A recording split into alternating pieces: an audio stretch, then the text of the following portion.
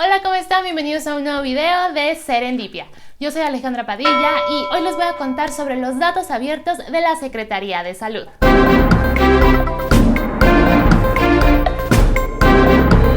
Hola otra vez, ¿cómo están? Espero que estén muy bien.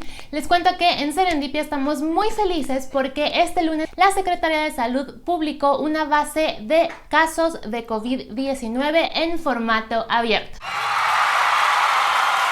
Si ustedes siguen este canal, se habrán dado cuenta de que desde el 23 de marzo hemos publicado videos en los que hablamos sobre la información que estaba publicando la Secretaría de Salud y cómo esta información pues no estaba en un formato abierto, lo cual dificultaba poder analizar los datos, poder visualizarlos, poder hacer investigaciones a partir de ellos y muchas otras cosas. Si no vieron ese video, pueden encontrar el enlace abajo de este video en la descripción y también les debe estar apareciendo una tarjetita por aquí a la que le pueden dar clic y ver exactamente de qué les estoy hablando. Y queremos reconocer que pues más vale tarde que nunca. Entonces, si bien se tardaron un poco, alrededor de mes y medio en publicar esta base de datos en formato abierto, pues ahora la tenemos y nos parece un gran logro para todos los ciudadanos mexicanos. Nos parece que esto nos va a ayudar a todos y que era algo muy importante que la Secretaría de Salud hiciera. Y pues muchísimas gracias por hacerlo, reconocemos el gran trabajo que hicieron al publicar esta base de datos y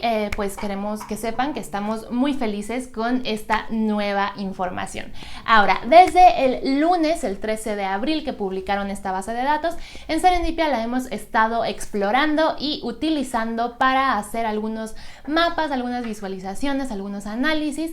Y en este proceso hemos encontrado que la nueva base de datos, la base de datos abiertos, tiene algunas características a favor y algunas características en contra. Esto no quiere decir que no reconozcamos que la Secretaría de Salud hizo una gran labor al liberar estos datos abiertos. Como acabo de decir, sí lo reconocemos y nos parece un gran avance.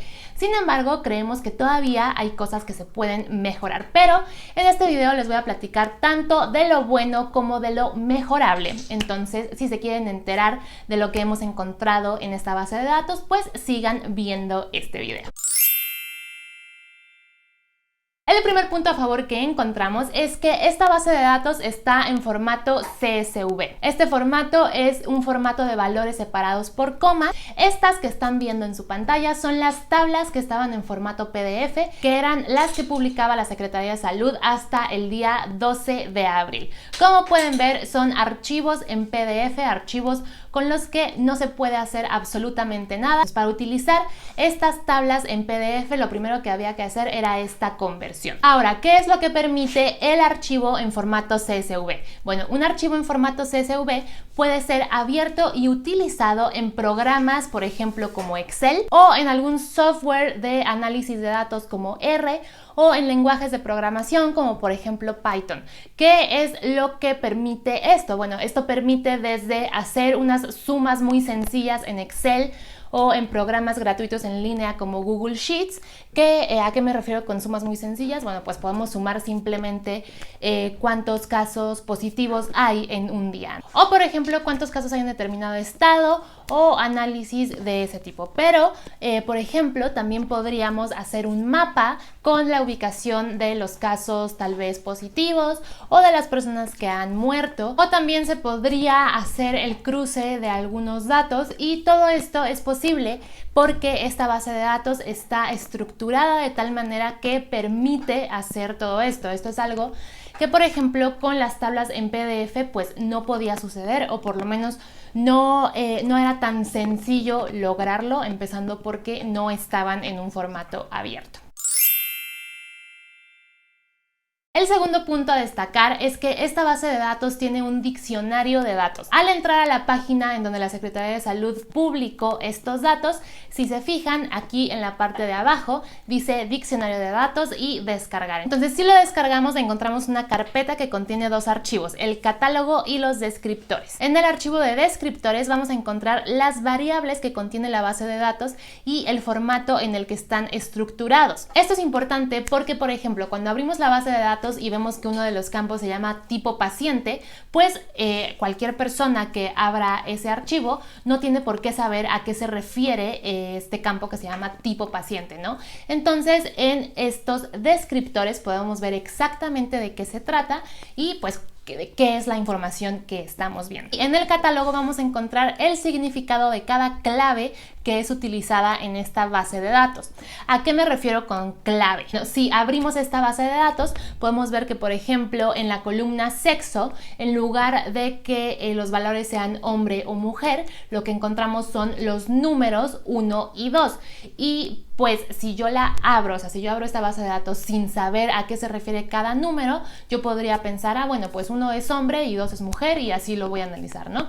Por eso es importante que exista un diccionario de datos, porque entonces cuando nos vamos al catálogo podemos encontrar que el sexo 1 es mujer, el sexo 2 es hombre y el 99 es no especificado. Y esto ocurre con todos los campos. Entonces esto nos ayuda a saber qué es lo que estamos viendo, cómo está estructurada las bases y cuál es el significado de cada una de las claves. El tercer punto a destacar es que esta base de datos en formato abierto incluye información que las tablas en PDF no tenían y que, como decimos en el primer video que publicamos, que pueden encontrar aquí y en el enlace de acá abajo, es muy importante que exista porque ayuda a hacer análisis más completos. Si exploramos la base, vamos a encontrar que los valores nuevos incluyen, por ejemplo, el origen de los pacientes, el sector en el que están siendo atendidos, es decir, si es un hospital público y qué tipo de hospital público, o si es un hospital privado, la entidad en la que se encuentra la unidad médica, también el municipio de residencia de los pacientes, el tipo de paciente, la fecha de ingreso, la fecha de defunción cuando sea el caso, si el paciente está intubado y también las comorbilidades. También podemos saber si el paciente sufrió o sufre neumonía. En el caso de las mujeres, si está embarazada, si habla alguna lengua indígena, si tiene diabetes, si tiene asma, si tiene inmunosupresión, si tiene hipertensión, si tiene alguna otra condición, si tiene alguna condición cardiovascular, si tiene obesidad, si tiene alguna condición renal crónica. También tenemos una columna que agrega el resultado. Aquí podemos saber si dio positivo para COVID-19 o no, además de los pacientes que están pendientes, es decir, que ya se les hizo la prueba, pero todavía no se tienen los resultados. También podemos saber si se trata de una persona migrante, el país de nacionalidad de la persona, el país de origen, es decir, el país en el que estuvo antes de contraer COVID-19 cuando este sea el caso. Y esta es una columna importante porque justo el país de origen, es decir, el país en el que se contagiaron las primeras personas, había sido eliminada en las tablas en PDF. Entonces ya en este formato abierto tenemos otra vez esta columna. Y por último encontramos si el paciente tuvo que ser internado en una unidad de cuidados intensivos. Entonces, como pueden ver, esta es una base de datos muchísimo más completa que las tablas en PDF que había publicado la Secretaría de Salud. Otro aspecto importante de esta base de datos es que permite hacer mapas con esta información de una manera muy sencilla. ¿Qué es lo que pasaba con las tablas en PDF? Bueno, si tú querías hacer un mapa con esas tablas, para empezar, solamente tenías la información sobre el estado en el que estaban, por ejemplo, los casos positivos. Entonces, el mapa solamente podía señalar el estado y nada más. Y además, para poder hacer estos mapas, había que hacer primero una base de datos y luego incluirle las coordenadas de cada estado. Este era un proceso que pues se podía hacer a mano o supongo que se podía automatizar, pero ahora con esta base de datos en formato CSV es mucho más fácil porque, como pueden ver, las entidades y los municipios traen una clave. Esta es la clave del INEGI. Es la clave que utiliza el INEGI para clasificar los municipios y los estados en la República Mexicana. ¿Y esto qué es lo que permite? Bueno, que en un programa de visualización de datos sea muchísimo más sencillo visualizar esta base de datos porque al estar señalados de esta forma, o sea, al estar catalogados conforme a las categorías del INEGI, el mapa se va a generar en automático. Entonces, tal vez ustedes y yo vemos estas columnas en donde solamente dice, por ejemplo, entidad 1 y no sabemos qué es Aguascalientes. A Aguascalientes le corresponde el número 1 en el catálogo del INEGI y así también con los municipios. Pero un programa que sirva para hacer mapas sí lo va a entender y va a ser muchísimo más sencillo generar estos mapas con la información de la Secretaría de Salud. Otro punto que hay que destacar es que la Secretaría de Salud está corrigiendo los errores de esta base de datos. Por ejemplo, el lunes que fue publicada la base, hubo algunos señalamientos en Twitter sobre que había errores en la base de datos. Había en la primera base de datos abiertos que publicó la Secretaría de Salud 2 hombres que estaban embarazados. ¿Cómo es esto? Bueno, pues al explorar la base, cuando filtrabas, por ejemplo, por embarazo sí, o sea que te tendría que mostrar a todas las personas que están embarazadas, resulta que había 2 personas de sexo masculino. Y algo que sí hay que decir es que al día siguiente, el 14 de abril, este error ya no aparecía en la base de datos, ya había sido corregido. Entonces, pues me parece que sí están trabajando y están sobre todo escuchando los comentarios, o bueno, leyendo los comentarios que se están haciendo y están trabajando sobre ello. Otro punto a destacar es que esta base de datos está publicada en el sitio datos.gov.mx, que es el sitio de datos abiertos del gobierno federal que fue creado durante el sexenio pasado. ¿Cuál es la importancia de que esta base de datos esté publicada ahí? Bueno, como pueden ver, al estar publicada en esta página, esta tabla en donde nos muestra la información sobre la base, señala que hay una persona responsable de esta información y trae los datos de contacto de esta persona, es decir, que si tenemos alguna duda sobre la base nos podemos comunicar con alguien, no es como que solamente está publicada ahí la base de datos y ya hazle como puedas, sino que aquí tenemos ya datos de contacto para aclarar nuestras dudas. Además, hay un registro de actualización, es decir, aquí nos dice cuándo fue actualizada esta base por última vez. Y otra cosa muy importante es que señala que esta base de datos tiene una licencia de libre uso. Como mencionamos en varios videos en los que hablamos sobre datos abiertos, los cuales pueden encontrar abajo de este video y les deben estar saliendo las tarjetitas acá también. Una característica muy importante de los datos abiertos es que deben ser de libre uso. Esto quiere decir que quien los utilice solamente tiene que citar la fuente de estos datos y ya. Y es importante que la dependencia o la institución que los publique aclare y publique también esta licencia de libre uso, y es algo que la Secretaría de Salud sí está haciendo y que nos parece bastante responsable de su parte y pues hay que resaltarlo también. Y por último, queremos destacar que esta base de datos integra tanto los casos positivos como los negativos como los sospechosos. ¿Qué quiere decir esto? Bueno, si se fijan, las tablas en PDF que estaban publicando hasta el 12 de abril era una tabla para casos positivos, una tabla para casos sospechosos y ya. Y no teníamos información sobre, por ejemplo, los casos negativos o los casos de personas fallecidas. Entonces, ¿esto qué quiere decir? Bueno, que para empezar la base de datos es mucho más grande que las tablas en PDF porque tiene todos estos campos, pero también es información más completa. Entonces, esto nos parece también un punto muy importante y muy destacable por parte de la Secretaría de Salud. Y ahora les voy a decir cuáles son los puntos que creemos en Serendipia que todavía pueden mejorar con respecto a esta base de datos. Como ya les dije, creo que 2 veces, esto no quiere decir que pensemos que la base está mal, simplemente creemos que hay más información que es necesaria y que la Secretaría de Salud podría agregar a esta base para hacerla aún más completa y que va a permitir que los análisis sean también muchísimo más completos. Entonces, esto no es como que, sí, gracias, ya me publicaste tu base de datos, pero ¿sabes qué? Está mal. No, no se trata de eso, se trata de que creemos en Serendipia que esta información pública la estamos construyendo y la estamos aprovechando entre todos, y entonces queremos abonar un poco más a las recomendaciones que desde nuestro lado podemos hacer para tener información todavía más completa de la que tenemos hasta ahora. Esto no quiere decir que no reconozcamos el gran logro que es tener datos abiertos. Como ya lo dije 1000 veces en este video, es un gran logro y estamos muy felices, pero todavía hay cosas que mejorar y sobre eso les voy a hablar ahora.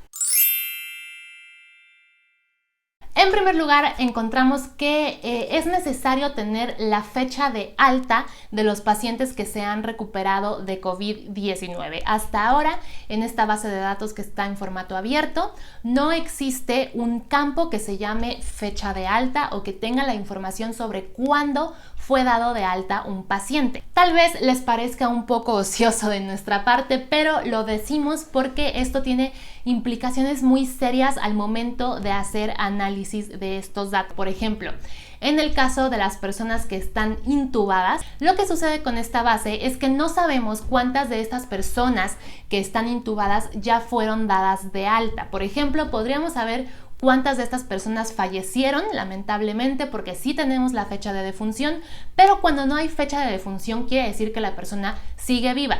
Y de estas personas que siguen vivas, no sabemos cuántas siguen intubadas y cuántas ya fueron dadas de alta.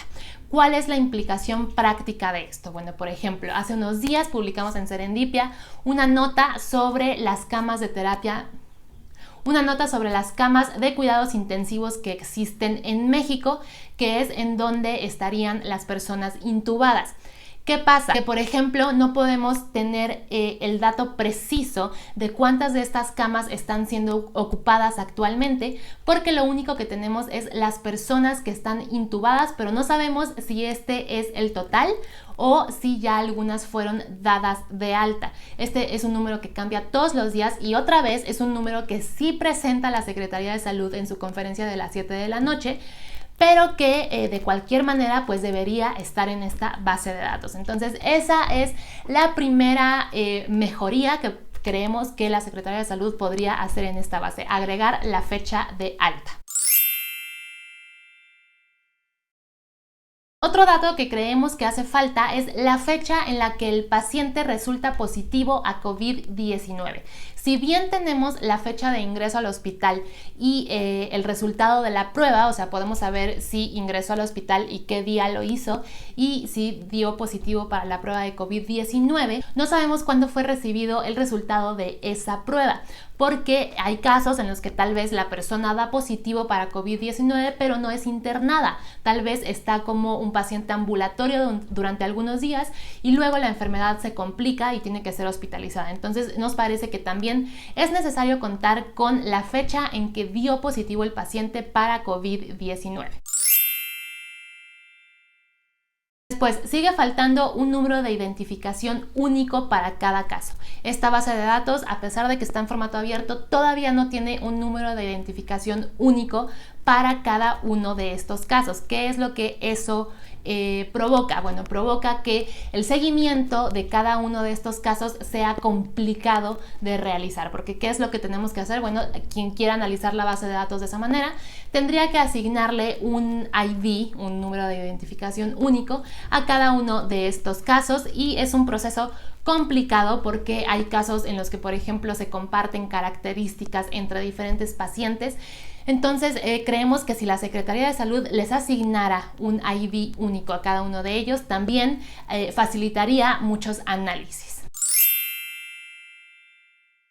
Además, creemos que también es necesario incluir los campos de fecha de registro del caso y fecha de actualización del caso. Hasta ahora lo que tiene esta base de datos es la fecha de publicación, que básicamente pues es el día en el que es publicada la base. Es decir, la base del lunes, la fecha de publicación era 13 de abril y así va cambiando cada día. Entonces creemos que para que esta base de datos sea más precisa, debería contener también la fecha del registro de cada caso, es decir, cuando la Secretaría de Salud lo incluyó en esta base de datos, así como la fecha de modificación. ¿Por qué? Porque pues se puede modificar por muchas razones un campo. Puede haber un error que se corrige, puede ser que la situación del paciente cambie, Pueden ser muchas razones. Entonces consideramos que además de la fecha de publicación necesitamos estas dos fechas, la fecha de registro y la fecha de modificación de cada campo. Y por último, en Serendipia creemos que también debería ser incluido el municipio de hospitalización. Esta base de datos tiene la entidad de hospitalización y además la entidad y el municipio de residencia de cada paciente. Si bien tiene el municipio de residencia, no siempre es el mismo que el municipio de hospitalización, y este dato, por ejemplo, permitiría saber cuántas camas de cuidados intensivos están ocupadas en cada municipio, sobre todo porque los datos sobre camas de cuidados intensivos son datos públicos. Entonces pues esto permitiría hacer el análisis con ambos datos. Y eso es lo que hemos encontrado hasta ahora en esta base de datos abiertos sobre los casos de COVID-19 en México. Si ustedes que están viendo este video también trabajan con estas bases y han encontrado otros elementos a destacar o a mejorar, no duden en comentarlos aquí abajo de este video, porque obviamente lo que nosotros encontramos no es todo y nos gustaría mucho conocer su opinión. Y eso es todo por este video. Espero que les haya gustado y sobre todo que les haya servido para conocer un poco más sobre datos abiertos y en específico sobre los datos abiertos de COVID-19 que está publicando la Secretaría de Salud en México. Si les gusta el video, no olviden que nos pueden regalar un me gusta y suscribirse a nuestro canal en el botón rojo que encuentran aquí abajo. Estos dos clics que ustedes dan nos ayudan muchísimo a seguir haciendo periodismo independiente. Si nos quieren ayudar un poco más, pueden visitar nuestro perfil en Patreon, en donde pueden donar desde 20 pesos al mes a cambio de recompensas, con los cuales nos van a ayudar a seguir haciendo estos videos, además de investigaciones con datos abiertos. Recuerden que nos pueden dejar todos sus comentarios abajo de este video, nos gusta mucho saber qué es lo que piensan y siempre los leemos. Recuerden también que nos pueden seguir en todas nuestras redes sociales, nos encuentran como Serendipia Data en Facebook, Twitter e Instagram, en donde publicamos notas, reportajes y columnas. Muchísimas gracias por ver este video y nos vemos en el próximo.